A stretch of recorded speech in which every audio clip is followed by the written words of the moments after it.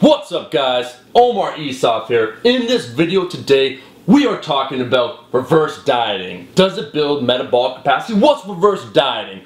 First off, all this right here is a review or a summary of what Alan Aragon, my boy, leader of the Alan Aragon Research Review, did for the March newsletter. He's also the founder of PAP. So what I wanted to say quickly right here, reverse dieting is essentially a tool used by individuals when they finish a cut, a fat loss phase, in order to get back to the calories they need to build muscle. The origin is from bodybuilding. So I'm sure a lot of guys have had it happen. I had it happen myself. You know, you end a fat loss phase, you don't really know where to go, you start eating a little too much, and all that hard work, right? All that fat loss that happened, you gain it back over time, right? In a matter of weeks. So it's useless, right? You blew it. That's where reverse dieting comes into play right here, right? Originally it came from, as I said before, bodybuilding. This is because they have very restrictive diets. Afterwards they found competitors would start to binge eat. So coaches would implement this. Rather than, you know, if you started at 3,000 calories, you ended at 2,000, you don't just jump back to 3,000. You slowly build it back up. That's reverse dieting 101. It usually occurs over a period of maybe 18 to 24 weeks, sometimes a little less, but it's usually longer. Now there are some psychological benefits. It's planned, right? So you know what you're doing. You end your competition, boom, you go right back to reverse diet. Because some people, if they're not tracking, then they're more likely to binge. However, for some other individuals, it could be too obsessive, right? You're thinking about it too much. You're tracking your Tic Tacs after you finish losing weight for summer. What's going on, bro? So there's a balance. The other big one, though, that we're talking about today, the physiological benefit, what it does for your body, right, for your composition. Supposedly, reverse dieting, many have claimed, will increase your metabolic capacity. Now, what is that? We have to also understand something called metabolic damage.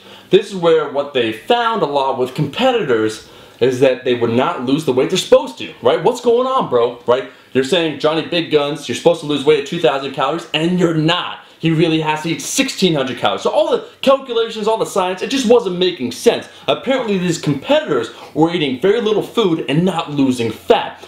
So what happened? They made a phrase, metabolic damage. This happens when you've been dieting too long. Now, something you should know, that's not been proven. Same idea with the metabolic capacity. In order to fix this, right, you have metabolic damage, then the solution metabolic capacity, you have to increase your calories over time to help your metabolism. Here's really what you should know, however. What the science will show is there's something known as adaptive thermogenesis. This happens, essentially, they took obese individuals, they tracked their calories, right, over time. They're losing weight, they're doing amazing, but what ended up happening is, even accounting for something called REE, their resting energy expenditure, the amount of calories they had to eat were lower than what they thought. So once again, in order to lose weight, they thought, hey, this person needs 2,000 calories, they're not losing weight, they actually need to eat towards 1,600 or 1,700 calories in order to lose weight. They made that phrase adaptive thermogenesis. Now this wasn't very obese individuals, and there's a strong theory with some research showing that competitors and people by and large, they will not accurately report the amount of calories they eat. So they say, you know, hey, Johnny Big Guns, how many calories you ate? And he says, you know, I ate 2,000 calories. When they track that, his day, he didn't eat 2,000. It's more like 2,300. So really the issue is in this metabolic damage, metabolic capacity, what's going on with my hormones, man, my metabolism. It falls down to that obsessive nature with bodybuilding, not tracking your calories, maybe some psychological issues going on. They're not accurately reporting how many calories they're eating. So really, reverse dieting, one of the big benefits that people will say is, oh man, you know, when you reverse diet, when you slowly increase your calories, you look hella lean, right? You're eating more food and you're looking leaner. And that is everybody's dream, right? To essentially build muscle mass and also lose fat at the same time, right? Or manage to eat more food and lose weight. This can be explained easily, however. So, in short summary, what really happens, they say, increasing metabolic capacity, here's what's actually occurring. When you increase your carbs, it'll help you train harder, right? If anyone has been on low carbs, they know what it feels like. You feel like shit, right? You're lethargic. So, the more carbs as you reverse diet, the more carbs you eat, the better you feel, the harder you train, the more calories you burn. So yeah, you're eating more carbs, but you're also training a lot harder, so you're staying leaner. Same idea with something called NEAT, non-exercise activity thermogenesis, right? You're doing more work outside of the gym, usually once you're done dieting, you're having fun, it's summer, man, you know, you're playing games, soccer, football, long walks on the beach, jogs. I'm not judging you, that's what you do. So that, once again, is revving up that energy expenditure, how many calories you burn in a day. Same idea, as you're increasing the amount of calories you're eating, you'll eventually build more muscle. An increase in fat-free mass will increase something called your resting energy expenditure. Long story short, with this reverse dieting, what happens, you will appear leaner longer because you're eating less calories. And you're also expending more for all these variables right here.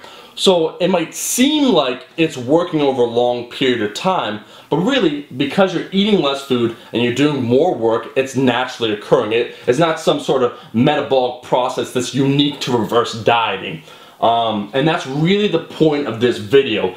Reverse dieting as a means to build metabolic capacity, I wouldn't do it for that. It's more about the psychological benefits that you get from it, right? It's like, man, you know what? I lost weight. I don't want to binge eat afterwards. Let me go on a plane. And really, I have a video. Link's going to be in the description.